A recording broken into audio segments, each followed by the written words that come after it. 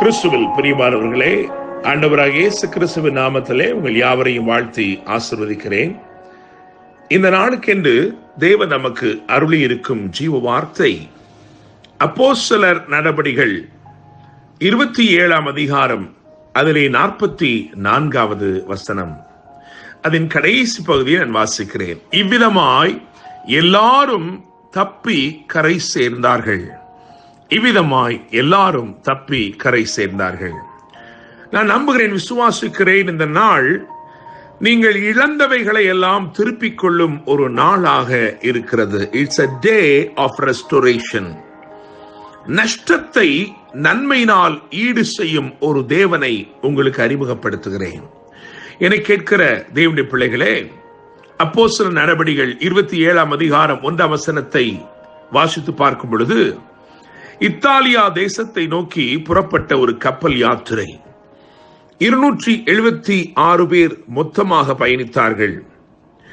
அங்கே நூற்றுக்கதிபதியாகிய யூலியு அல்லது ஜூலியஸ் என்னும் ஒருவனை பார்க்கிறோம். காவலிலே வைக்கப்பட்ட பவுலையும் மற்ற கைதிகளையும் கூட அந்த கப்பலிலே பிரயாணப்படுத்தினார்கள். 27ஆம் அதிகாரம் 4ஆம் வசனம் மற்றும் 27ஆம் அதிகாரம் 7ஆம் வசனத்தை பார்க்கும் பொழுது, அங்கே ஒரு தடை காற்று, ஒரு எதிர்காற்று தோன்றுகிறதை பார்க்கிறோம். இதை கண்டு ஆவியிலே நிதானித்துக் கொண்ட பவுல் அவர்களை எச்சரித்ததாக வேதம் சொல்லுகிறது. அவன் நூற்றுக்கதிபதியின் இடத்திலே சொன்ன எச்சரிப்பின் வார்த்தை 27ஆம் அதிகாரம் 10ஆம் வசனத்தில் சொல்லப்பட்டிருக்கிறது. நம்முடைய ஜீவனுக்கு வருத்தமும் மிகுந்த சேதமும் உண்டாகும் என்று காண்கின்றேன் என்று சொல்லி அவர்களை எச்சரித்தான் என்று எழுதியிருக்கிறது.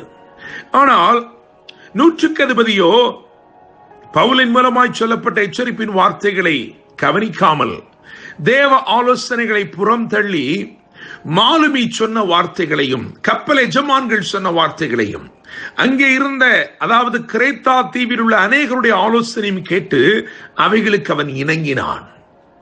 மாலுமி என்ன சொல்லியிருப்பான் என்றால், எனக்கு இந்த கப்பலை பற்றி ஒன்றும் தெரியாது, ஆனால் நான் அறிந்திருக்கிற ஞானம் எனக்கு நிச்சயமாய் கை கொடுக்கும், என் பார்வைக்கு இது லேசான காரியமாய் தோன்றுகிறது, எளிதாய் நாம் கடந்து விடலாம் என்று மாலுமி சொல்லியிருப்பான்.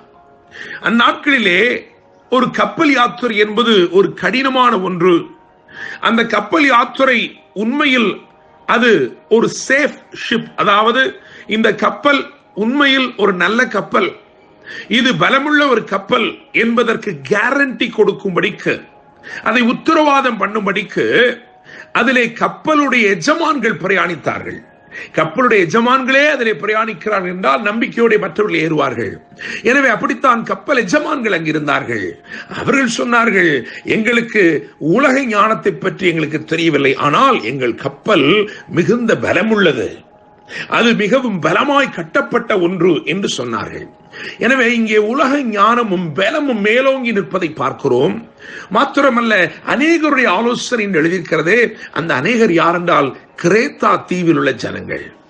வேதம் நமக்கு வெளிச்சம் போட்டு காட்டுகிறது, கிரேத்தா தீவார் ஓயா பொய்யர் என்று சொல்லி.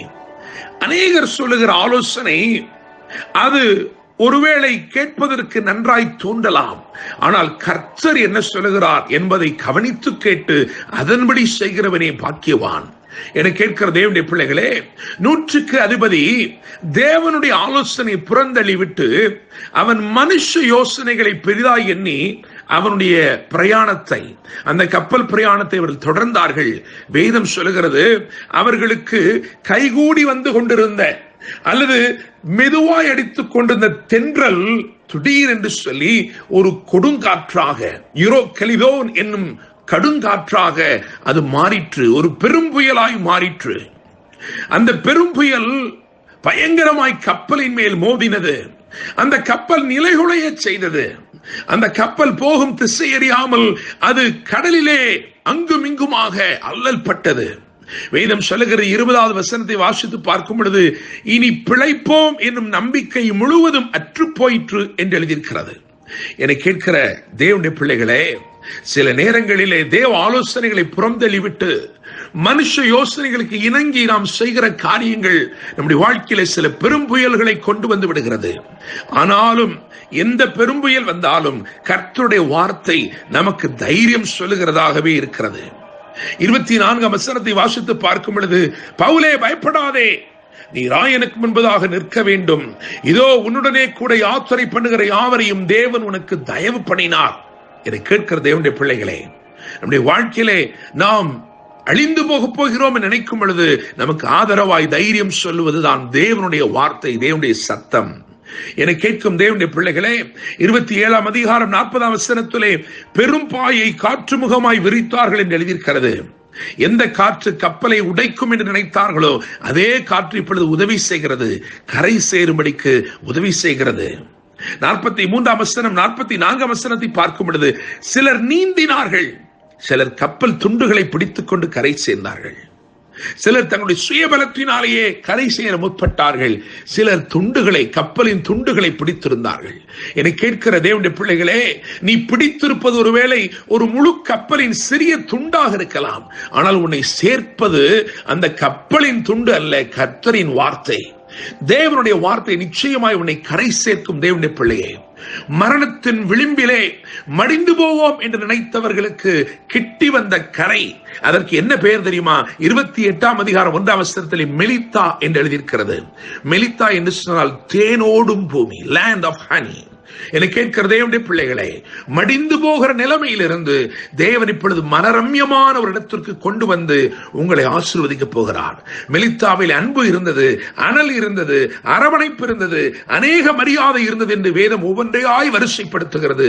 எல்லாவற்றுக்கும் மேலாக 10 வசனத்தை பார்க்கும் பொழுது 28:10 அங்கு எழுதியிருக்கிறது, அவர்கள் எங்களுக்கு அநேக மரியாதை செய்து நாங்கள் கப்பல் ஏறுகிற போது எங்களுக்கு தேவையானவைகளை எல்லாம் ஏற்றினார்கள், இழந்து போனவைகளை எல்லாம் திரும்ப அருளும் தேவன்.